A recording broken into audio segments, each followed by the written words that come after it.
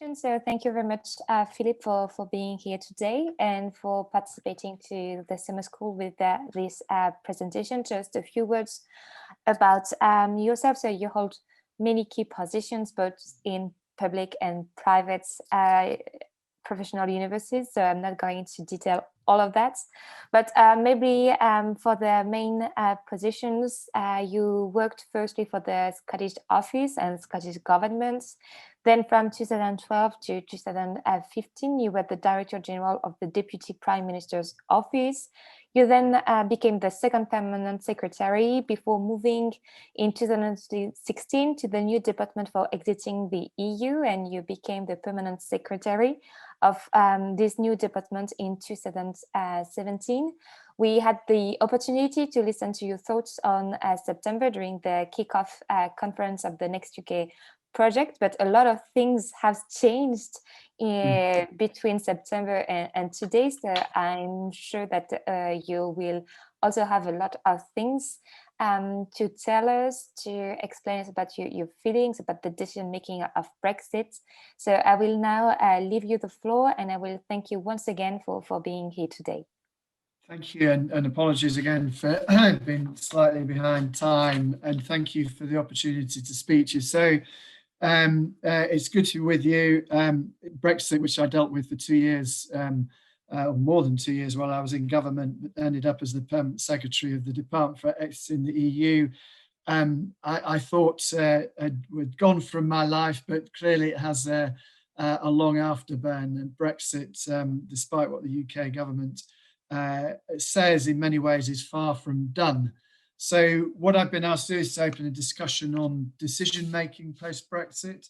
So I'll take that as a cue to look at the new UK-EU relationship, how it might work, and beyond the formal structures, what are the political drivers of the relationship and how might they evolve in the years ahead.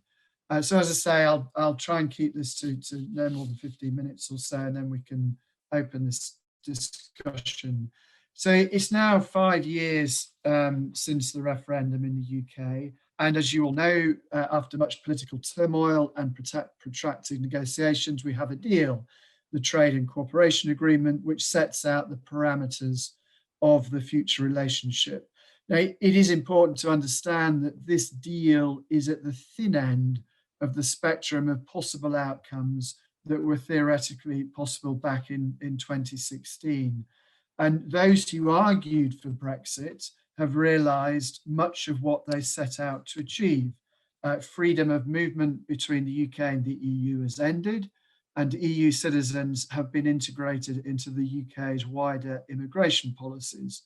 Regulatory alignment between the UK and the EU is minimal, and the UK is free across much of its space to devise its own regulatory standards. The UK is no longer part of the EU customs union and is free to negotiate its own trade deals. The UK chose not to seek a formal foreign policy agreement with the EU as part of the Trade and Cooperation Agreement. That then is the framework for the new relationship. Even though more distant than many anticipated or wished for back in 2016, it will nevertheless require close management, and the Trade and Cooperation Agreement sets out the detailed arrangements through which the two sides will seek to sustain the agreement over time. As you'll be familiar with this, but very brief recap, at the head of this infrastructure, you have the Partnership Council, jointly chaired from the European Commission, currently by Milos Sefcovic, and by UK Minister currently David Frost. And the Council has the oversight of the totality of the relationship, including the dispute resolution mechanism and the work of the Trade Partnership Committee and its 10 specialised trade committees, along with 8 other specialised committees. The complexity of these arrangements reflects the number of domains, even under a thin deal, where UK and EU interests intersect. But the other dimension of this formal relationship is, of course, the withdrawal agreement, under which the UK's exit from the EU is managed and which predates the Trade and Cooperation Agreement. This remains relevant in terms of the deal for UK citizens resident pre-Brexit in the EU and EU citizens in the UK, but it's the Northern Ireland Protocol, an integral part of the withdrawal agreement, which is proving to be the most visible part of the new arrangements. Come back to that in a minute. So the Trade and Cooperation Agreement Partnership Council has met only once, on the 9th of June. The meeting was conducted according to the UK government in a constructive atmosphere. The parties covered a lot of territory, setting a timetable for the work of the various subcommittees and discussing matters such as sanitary and phytosanitary measures, fisheries, law enforcement, and judicial cooperation. So the formal machinery of the relationship has cranked into gear, at least at the top level. The Trade and Cooperation Agreement is so functioning, but hardly, at least yet, in what you might describe as a context of mutual enthusiasm. Only now is the work of the technical committees getting underway, and for many of those committees, it is not clear what they will discuss. But critically, there are few signs yet of a proactive process to seek to improve the agreement to address areas where it is self-evidently suboptimal. For example, on mutual recognition of professional qualifications, or for ease of travel for musicians and others in the cultural sector. On other matters, the European Commission has, to be fair, move things forward, granted the UK data adequacy to allow EU data to flow into the UK, which is very important for business. But on discussion outside the TCA on financial services equivalence, those discussions are stuck, with the expectation of any substantive deal now very low, and businesses adapting their operational models accordingly. Relations have been most heavily marked by the difficulties over the Northern Ireland Protocol, and it's through that lens that we have to judge the quality of the merging relationship. Management of the protocol has throughout been marked by mutual mistrust and suspicion, with low points including the UK threat to break international law in respect of the protocol in a, quote, specific and limited way, the Commission contemplating triggering the breakdown clause 16 over vaccine exports, and the UK threatening further unilateral extension of grace periods over such thing as controls on export of chilled meats from Great Britain into Northern Ireland. Now, in recent days, both sides have stepped back from the brink, and work continues to try to keep the protocol afloat. But things, I think it's fair to say, have hardly got off to a good start. This, on the face of it, is puzzling. The mutual interests of the EU and the UK remain closely intertwined. The EU has a very favourable balance of trade in goods to the UK, while the EU is still the destination of over 45% of UK exports. Cultural, research, family, and other links are very close. Both sides have an unequivocal interest in close cooperation on security. Geopolitical interests are broadly aligned, not least as President Biden seeks to re-establish Western cohesion in the face of an increasingly assertive China. Self-interest and economic logic would seem to argue for a close and cooperative working relationship. So what's hindering that? Before we get to the politics, it's worth pointing out the sheer novelty and complexity of what is being attempted. This is the first time in modern history, and ergo in relevant history, that a developed nation has attempted to extricate itself from an advanced and integrated free trade area. Trade deals are generally about removing barriers to trade with the aim of generating mutually beneficial economic outcomes. The Trade and Cooperation Agreement may be described as a free trade agreement, but of course, trade between the UK and the EU is now a lot less free than it was before, unraveling 43 years of joint endeavour is not straightforward, as thousands of businesses, both in the UK and the EU, are discovering. This process of pulling apart is not designed to generate goodwill. There will be inevitable friction. There is too a necessary process of adjustment as both sides come to terms with a new relationship. As Switzerland in particular will testify, dealing with the EU as a third country and as a neighbour is not straightforward. From being inside the EU, the UK has to come to terms with being treated as a third country. As an organisation of 27 states, the EU exists as a legal construct, and its ability to manoeuvre or show pragmatism will always be constrained by the need to act within that legal order. Hence the determination to defend the parameters of the single market, loosen those bonds, and the European project itself is undermined. So when British politicians talk about being sovereign equals with the EU, they rather miss the point. The EU is not sovereign in a way that a nation state is sovereign. It operates only with the consent and in the interests of its member states. That means using its economic weight to secure deals and terms that are favourable to it.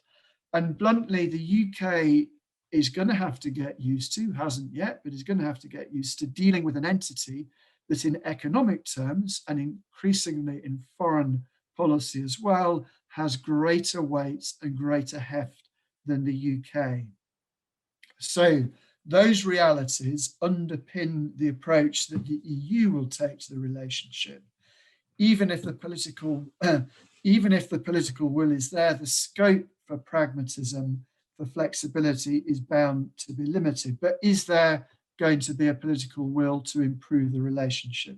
Many in the EU were, of course, sad about Brexit, but also upset by it. Rejection hurts, and moreover, Brexit threatens the integrity of the EU project. Hence the early determination not to give any sense that exit was an easy option, but also the solidarity and the single-mindedness through the negotiating process when the 27 stuck very closely together. Contrary to the expectation of some Brexiteers, the UK could not circumvent the European Commission by negotiating bilaterally with member states. The project has held firm so far in the face of what has been one of its most existential challenges. Will that change as the likelihood of other states following the British example fades away?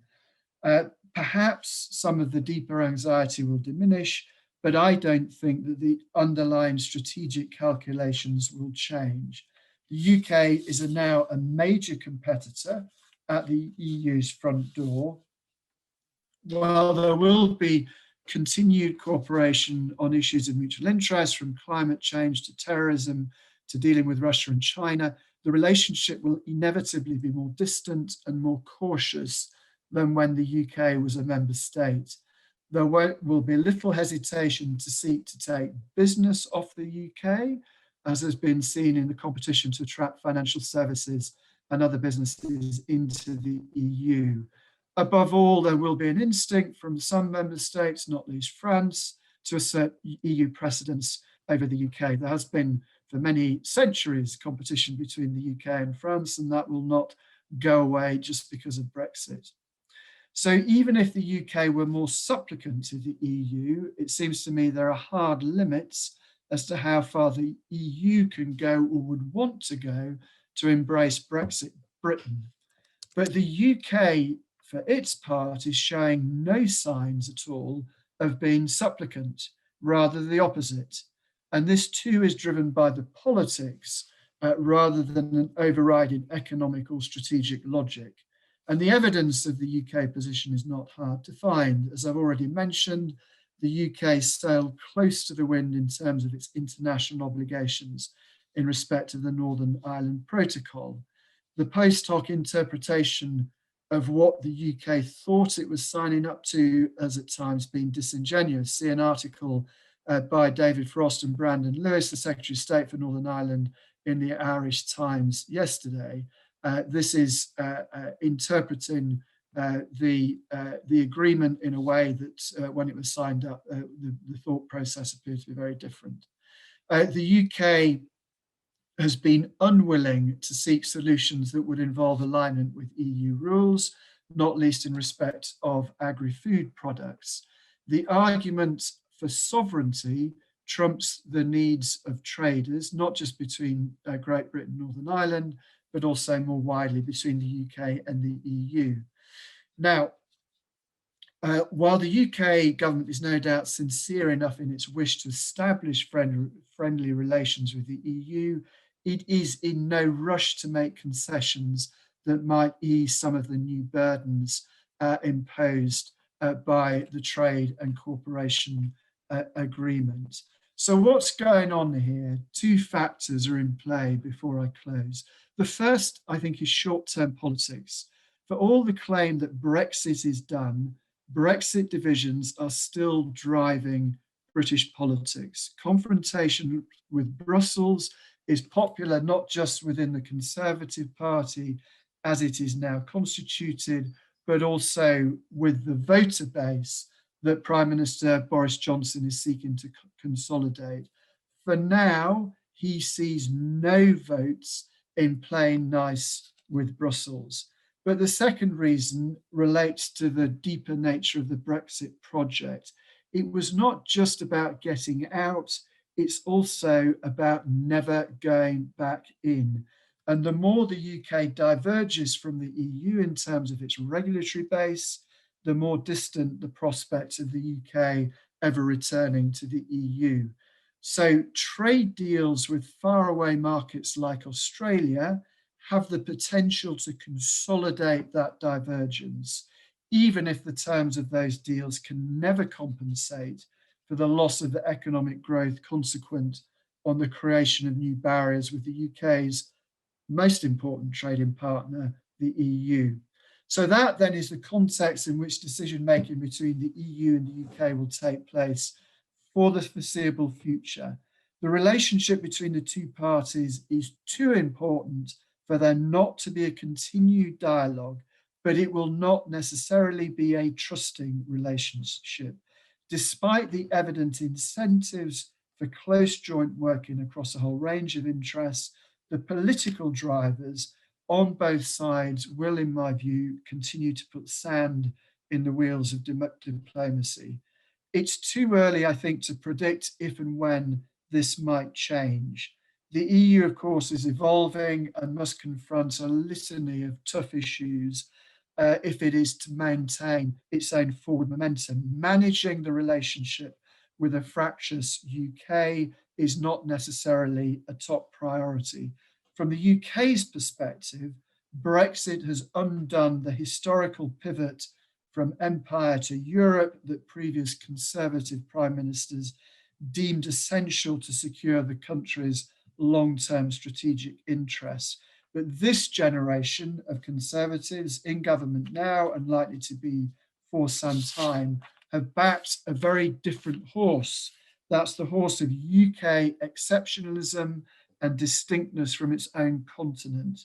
Now, as long as the outcome of that bet is uncertain, it is unlikely that the UK will reverse policy and seek a closer relationship with the EU. Thank you very much for listening. I've just about hit my time. I hope that was of some interest.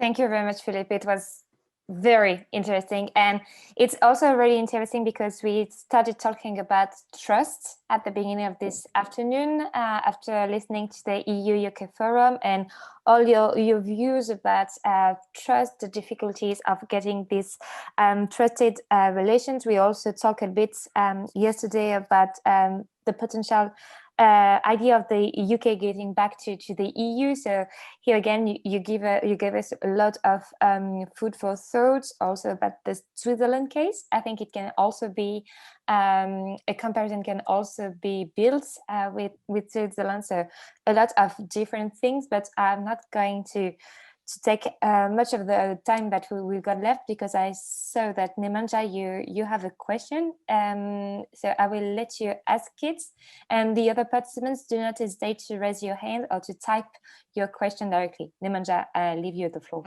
Thank you. Hello, my name is Nemanja and I'm coming from Serbia. I'm a teaching assistant at the University of Belgrade.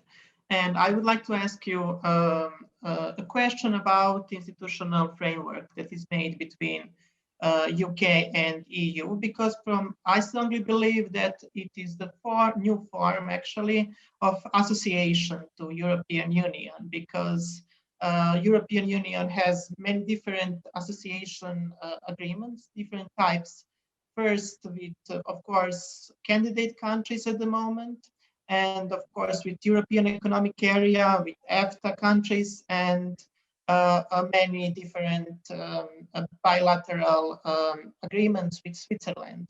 So I would like to ask you, considering that now is not just a third country, UK, it's an associate country. Is it, from your personal point of view, in a better position or in a worse position comparing to, I don't know, Norway, Iceland, and Liechtenstein, European Economic Area? So that was my question. It's a good question, and I'm just a little bit of history here. When the referendum happened in 2016, there were a number of people who thought that even those who had supported Brexit, that the obvious route to go was to try and replicate something like the EEA agreement. Now, there was skepticism about whether the EEA itself would have been appropriate because the UK is so much bigger than the other EEA members, but that as a prospectus was discussed. It was a perfectly realistic prospectus, would have meant staying in the single market, not necessarily the customs union. But it was explicitly rejected not by Boris Johnson, but by his predecessor, Theresa May. And the reason for that was one of the really significant turning points in the debate in the United Kingdom. You go right back to October 2016, and then in January 2017, her party conference speech, and then a Lancaster House speech, when she made clear that she was ruling out freedom of movement between the UK and the EU. And that, for anybody reading that at the time, could see how that meant the UK was going to have to come out of the single market. It didn't mean coming out of the customs union, but you could say the more important institution in many ways, the single market. And so that was ruled out from the off. So, and that's when you get Barnier, Michel Barnier publishes his famous steps down which you could see the UK walking towards a sort of so-called Canadian option. If you look at this from an economic perspective, there is no doubt that for businesses who are trading currently or have been trading with the EU or from the EU into the UK, the deal we have has imposed greater burdens, particularly non-tariff barriers, than would have been the case if we'd been in the EEA. And all of the economic analysis that has been done, including by the government when I was in government, demonstrates that the outcome we have long-term is more damaging in terms of lost growth than being in the EEA would have been. So this is a very deliberate political choice that has been made to go that route in spite of what most economists would say. Now, the UK is always going to be sui generis in terms of its relationship with the EU because it is so big compared to economically in population terms compared to other neighbouring countries to the EU. Big question is, could the UK-EU relationship evolve over time to something that was closer to the EEA? As I said in my short talk, it's too early to predict just which way it will go. Thank you very much. Thank you, Philip. So we've got 3 questions. We'll start with Ross. question, then we've got a question of Deborah that she wrote in the chat. I will maybe ask it directly from what I understood, and it's about the documentation of the decision-making process in the current digital age. And she asked, do you think that we've got a different situation in the digital age in comparison with what happened previously, where politicians can use private email and encrypted WhatsApps to communicate, and we will never see how the thought processes and the decision-making was arrived at? Are we and future generation of researchers going to be a big piece of the puzzle? So about negotiating in digital age, a very interesting question. So this will be the second question. I will give back the floor to Ross and then Chloe. Okay. Sorry. Yes, maybe you can answer the three questions in a row if it's not a problem for you. Okay, fine. Yeah, no problem. Thank you, Agatha, and thank you, Philip, for the presentation. Very useful. I was nodding quite a lot. I think I agree with a lot of the points you made about the history and the future.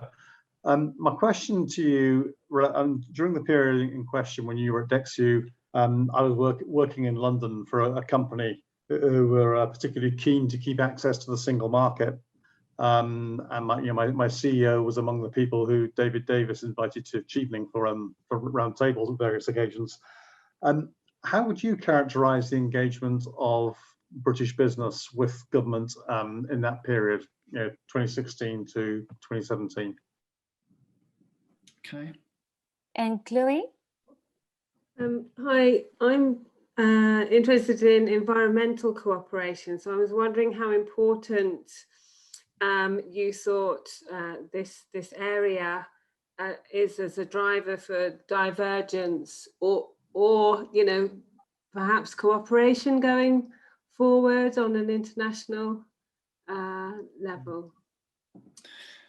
Okay. Three interesting questions. The first one on record keeping sort of goes way beyond Brexit in many ways, as it happens that one of the jobs I had in government before I left was to try and work out how we dealt with essentially the digital record. The world has changed dramatically in the way that decisions are made, recorded, and there's all sorts of aspects to that. In the old days, it was relatively easy. Most things were caught on paper. Then you had a process of sifting the paper, and off it went to the National Archives. And then, if you were lucky, 30 years later, you could have a look at it.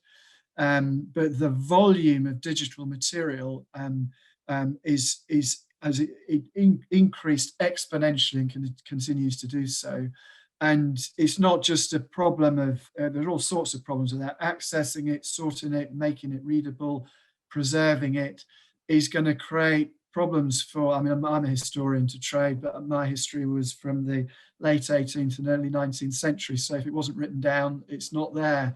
The problem for future historians is how do you get your hands around all of the data in order to determine how decisions were made? And there's no doubt, in my experience in government, of course, there's always been conversations in the corridor. There's always been meetings where minutes haven't been taken. And part of the art of it, part of the historian's craft is to work out how the decision-making process operates. To some extent, those sort of relationship things have not changed, but the way that the business is transacted has changed. Text, WhatsApp messaging, as well as phone calls, and actually the shortening of the decision-making chain under pressure of the sort of 24/7 media cycle. Certainly in my experience of government, that a media story breaks, ministers wanting a response very, very quickly, and a lot of the thinking process being transacted across text and WhatsApp messages and so on. And a lot of that stuff is ephemeral and will have disappeared. So there will be gaps in the record which simply vanished into the ether.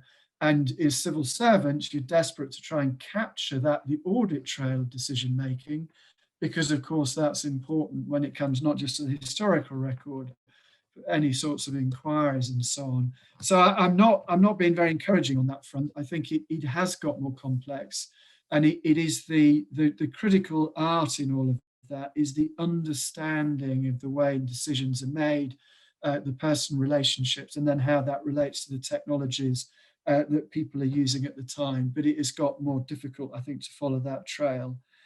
Ross, your question on business. So I was at those meetings as well with David Davis, with the various business leaders.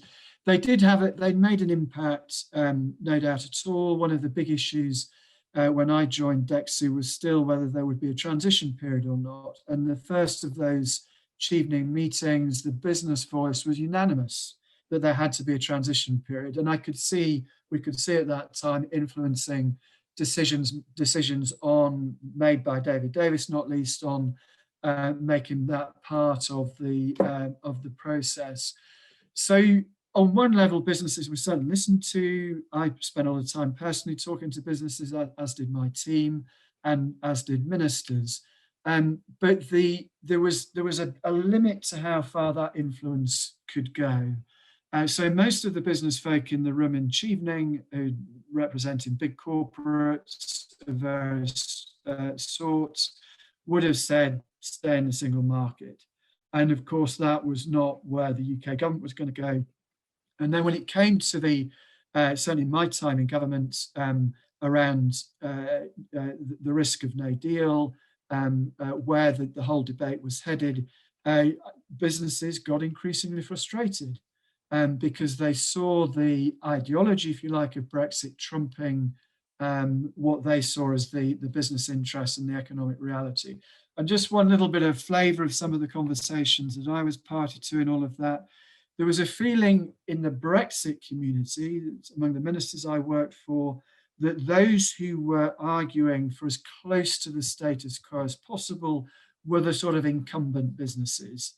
They would argue for that anyway, because that's what they were used to. They were comfortable in that place. And Brexit was about releasing the UK's energies for the insurgent businesses. So there was a little bit, if you were established in status quo, your voice mattered less than if you were the more insurgent. And I think you'll see a continued flavour of that through decisions that have been made since then. I personally think that was economically nonsensical. You need both established and insurgent businesses, but the business voice was no doubt at all subordinate to essentially the ideology of Brexit. This is an ideological project, and so one can't criticise it for being that. This is politics, and people have views, and we had a democratic referendum, and in pursuit of that ideological aim, fair dues, but don't claim that it was also driven by economic benefit. It certainly, in my view, wasn't. On the environmental front, I mean, looking forward, Chloe, to your question, and this is one of those domains where you would have thought self-evidently that there is a real mutual interest in working together, self-evidently on climate change. We've got COP26 coming up at the end of this year, and the UK government and the EU's objectives pretty broadly aligned in terms of the big picture there. And that's one of the domains where there will still obviously be continued discussion, hopefully agreement as well as part EU, UK, but as part of a wider agreement on handling global warming and climate change. But there will be some interesting things to watch in that space. Will the UK, for example, align its emissions trading scheme with that of the EU? Will it go a separate way? Will the way that the UK handles its own climate change legislation, will it seek to align that with the EU, or will it seek to sit in a slightly different space? There is, I'm not right up to speed with where things have got to at the moment, but there is a good argument, of course, to say from a business perspective again, also from the effectiveness of the global approach to climate change, to say alignment makes sense. As the EU looks at a carbon border adjustment mechanism, again, it will make it simpler for businesses. How will the UK government respond to that? I don't know, but it'll be a good indicator of the appetite or not for regulatory alignment. And the fact that we're still asking the question makes me wonder whether the UK will, the politics will drive it into going our own way approach rather than alignment. But it's something where alignment is pretty obvious. It's the politics that will get in the way of that. Thank you very much, Philip, for these answers. We were supposed to end in 1 minute, but I think that if it's okay with everyone, we can go through another round of questions because it's a break after that. So we will have a short break and we'll enjoy your company a little bit more. So we'll start with the question of Robert, then we'll have a question from Gilson, and then I will have mine unless if someone else wants to jump in and to ask his or her question. So Robert, I will let you ask your question. Hey, can you hear me? Yep. Can? Okay. With the importance of the Irish border, obviously in the withdrawal agreement, and with the recent, obviously, violation of, well, actually multiple now violations with the extension of said deadlines, as you mentioned earlier, also with the Belfast Agreement being as important as it was with the withdrawal negotiations, with the anxieties surrounding the Irish border, as well as the previous violations, do you see the UK government potentially, I would to say, violating not just the withdrawal agreement, but the Belfast Agreement, leading to increased frustrations and potential Irish reunification?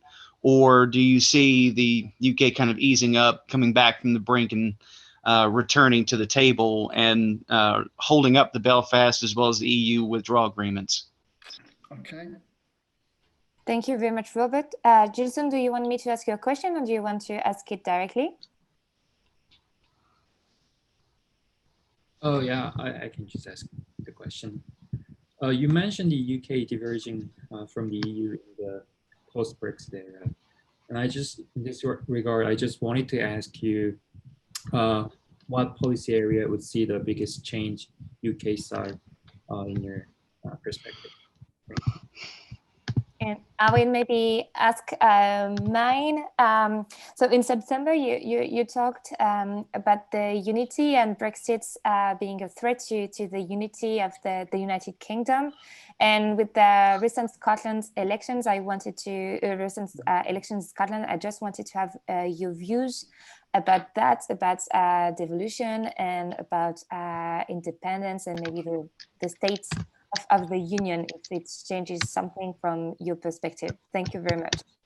Okay, thank you. Again, 3 great questions. On the Irish situation Northern Ireland, on the island of Ireland, I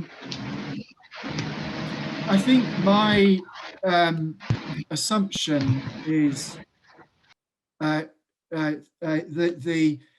the relationship around the Northern Ireland Protocol will continue to be difficult. I don't see there being a moment when both sides are fine, we've sorted it out. There will be continued jostling. It's a complicated deal. It's unique in international terms, where one country has essentially allowed a trade border to be erected on its own territory, albeit down a sea border.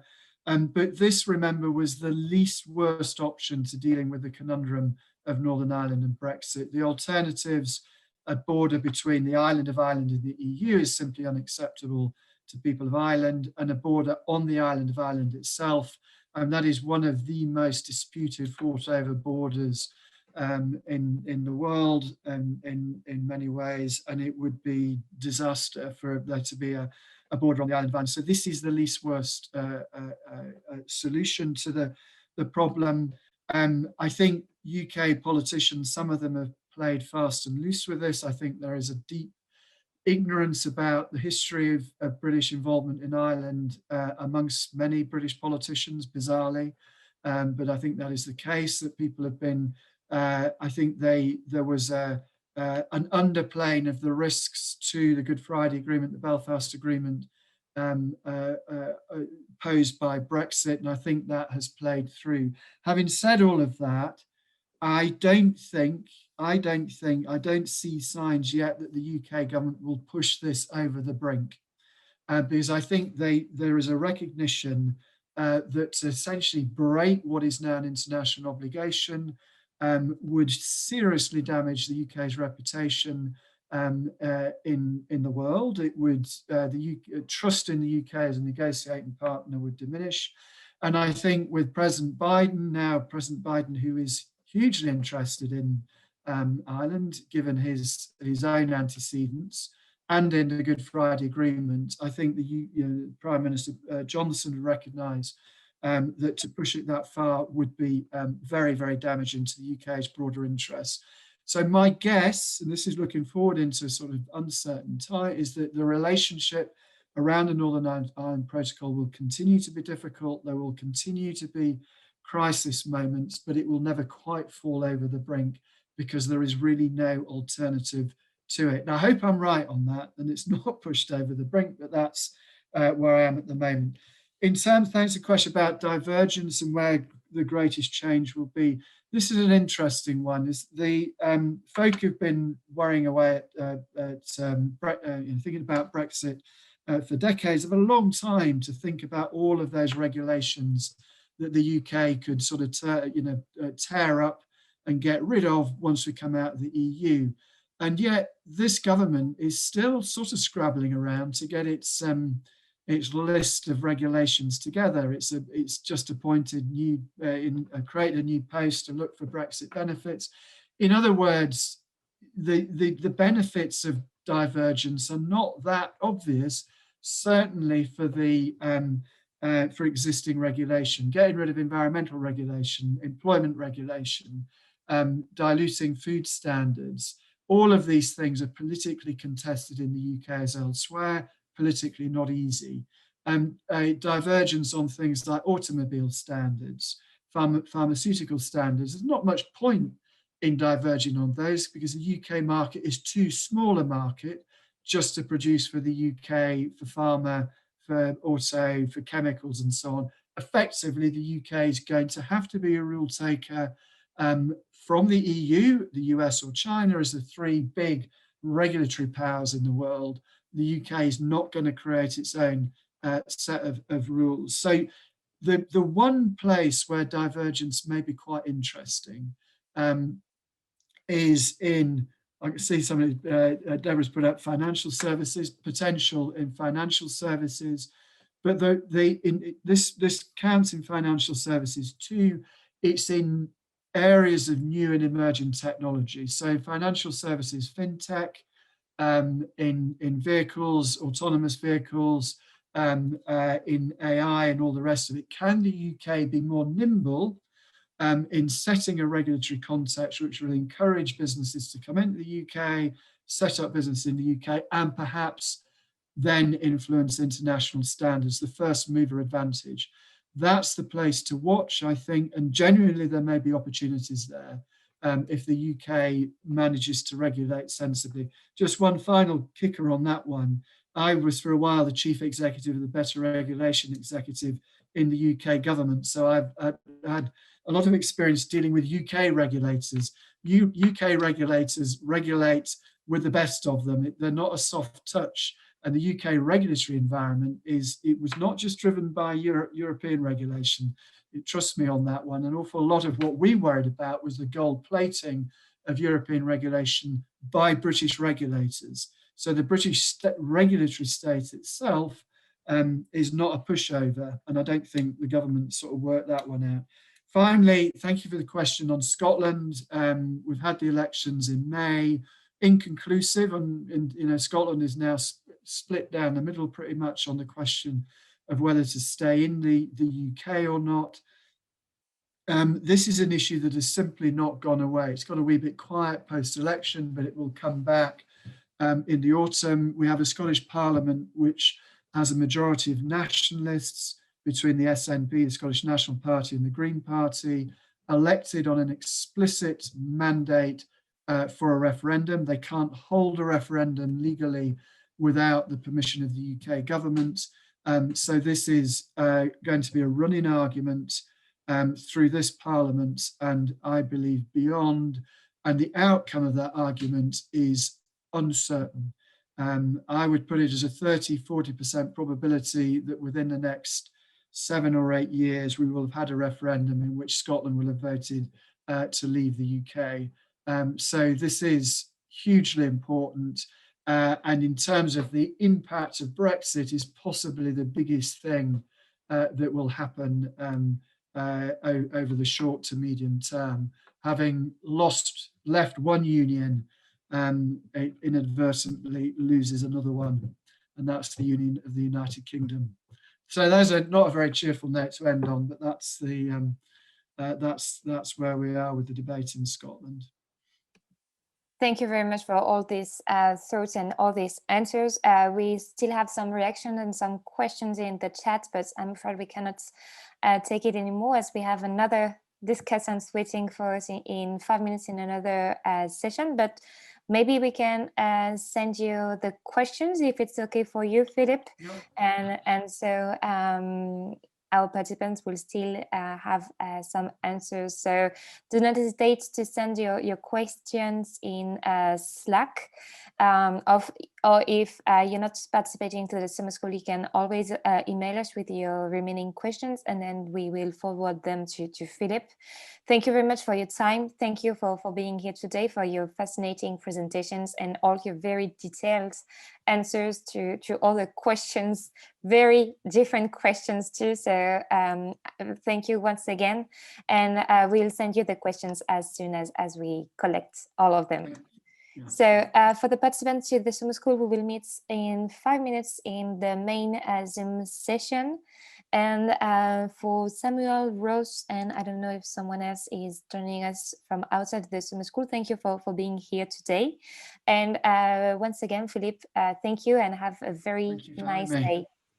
Apologies for being late again. Thank you. It's totally fine. Thank you very much.